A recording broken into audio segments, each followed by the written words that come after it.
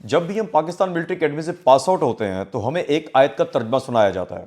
वो यूं है, बिस्मिल्लाहिर्रहमानिर्रहीम, और तैयार रखो अपनी ताकत ज़राए जंग के साथ, ताकि हैबत तारीज हो जाए उनके दिलों पर जो दुश्मन है अल्लाह के और तुम्हारे दुश्मन।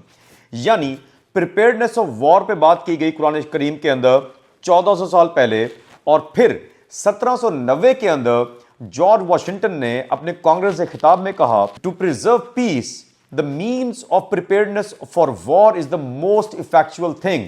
यानी कि अगर आप प्रिजर्व करना चाहते हैं पीस को तो आपको वॉर के लिए बेहतर करना पड़ेगा। और फिर आया साल 2026, तो इन दोनों इंटरप्रिटेशंस को मिलाकर टॉपिक नंबर 6 किया गया जो ऐसे का आया, वो था there is nothing so likely to produce peace as to be well prepared to meet an enemy. मैं होता तो मैं ये टॉपिक पहले करता कि प्रिपेयर्डनेस ऑफ वॉर जो है that is the best way, means या way to preserve peace in the world. तो अगर आपकी इंटरप्रिटेशन ऐसी थी, आपने ये वाली बातें लिखी, तो you are highly likely to पास।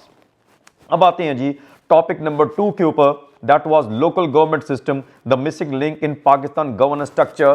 तो जिन लोगों ने 18th अमेंडमेंट का हवाला दिया और आर्टिकल 140A की बात की, जो कि बड़ा ही कॉमन है, जब आप लोकल गवर्नमेंट की तैयारी कर रहे होते हैं तो हमें स्टार्ट ही कहां से कराते हैं, लोकल गवर्नमेंट को 140A पढ़ाया जाता है रिटन के अंदर भी और इंटरव्यू के अंदर भी। और फिर हम बताते हैं कि क्यों लोकल बॉडीज जो हैं, क्यों पॉलिटिकल विल ना होने की वजह से, या जो है ना हमारे पास जो जनरल विल ना होने की वजह से जो इख्तियार था वो प्रोविंशियल टू लोकल गवर्नमेंट को नहीं दिया जा सका, उस पर बात हमने करनी थी। तो अगर आपने 18th अमेंडमेंट 140A का हवाला दिया तो you are highly likely to pass, अगर आउटलाइन के अंदर लिख दिया गया। देन था cyber security as a new national security frontier. अब जब न्यू नेशनल सिक्योरिटी फ्रंटियर की बात की तो ये बात पाकिस्तान स्पेसिफिक हो गई, और हमें ये कहां से पता चला, ये पता चलेगा हमें नेशनल सिक्योरिटी पॉलिसी 2021 के अंदर जब वो एलैबोरेट की गई तो कहा गया कि नेशनल सिक्योरिटी के अंदर one of the top most threats is cyber security. Cyber के थ्रेट्स जो हैं वो साइबर सिक्योरिटी के हवाले से उसको एनएसपी के अंदर ऐड किया गया। अगर आपने एनएसपी नेशनल सिक्योरिटी पॉलिसी 2021 का हवाला दिया तो again you are highly likely to pass it, और आपकी इंटरप्रिटेशन ठीक थी। देन है जी emerging multipolar world order, opportunities and risks for Pakistan.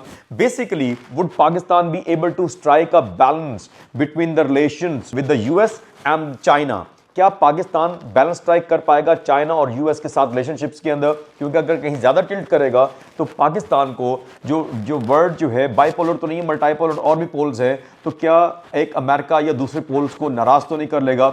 अगर आपने ये वाली बातें लिखी तो you are highly likely to pass, आपकी इंटरप्रिटेशन ठीक थी।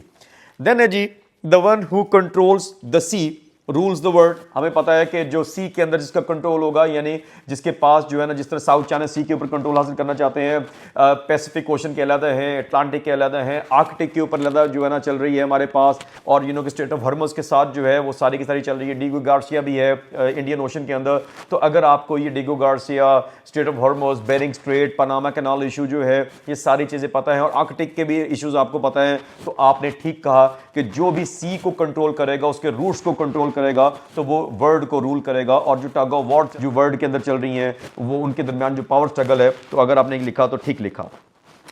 देन 6 हमने कर लिया, फिर आते हैं 7th के ऊपर, revitalising agriculture sector of Pakistan.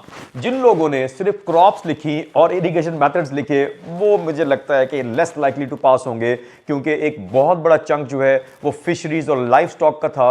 अगर आपने वो मेंशन किया तो you are on the winning side, highly likely to pass, और इंटरप्रिटेशन आपकी ठीक थी। देन है जी counting the growing manners of beggary. ये एक लोकलाइज्ड इशू जो है वो पाकिस्तान के हवाले से भी जनरल इशू भी है। बैगरी का जो ओवरऑल जो है ना, बैगरी के बारे में उसके नेगेटिव्स पॉजिटिव जो बचपन से लिखते आते हैं हम हाई स्कूल से, और फिर ओ लेवल्स के अंदर, एफएससी के अंदर, और बाद में भी लिखते रहे बैगरी के ऊपर, बचपन से लिखते आते हैं। गदागरी पे उर्दू में मजमून याद किया करते थे, तो गदागरी वाला जो है ना, आपने बैगरी को अपने अंग्रेजी में ट्रांसलेट कर लेना था। Then was politicisation of sports a new challenge. Pakistan India की टीमें हाथ नहीं मिला रही, तो बेसिकली ये उसके स्पेसिफिक था।